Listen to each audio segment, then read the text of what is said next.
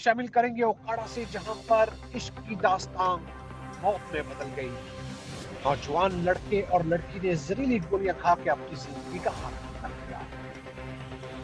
दोनों 1 घंटे के वक्फे के बाद हॉस्पिटल में दम तोड़ गए। थाना बीडुइन के इलाका गाजियाबाद के रिहायशी अवैस नामी नौजवान और मोहल्ला रियाज अल मुस्लिमीन के रिहायशी सना नामी लड़की एक दूसरे से मोहब्बत करते थे, एक दूसरे से शादी करना चाहते थे, जबकि अवैस के घर वालों को किसी भी सूरत ये रिश्ता पसंद नहीं था। और सना और अवैस ने हमेशा के लिए अपनी जिंदगी खत्म करने का फैसला किया और दोनों ने एक ही वक्त में जहरीली गोलियां खा ली, जिससे दोनों की हालत तशवीशनाक हो गई। अस्पताल मुंतकिल किया गया, मगर 1 घंटे के वक्फे के बाद दोनों जामर ना हो सके और अपनी जिंदगियों से हाथ धो बैठे।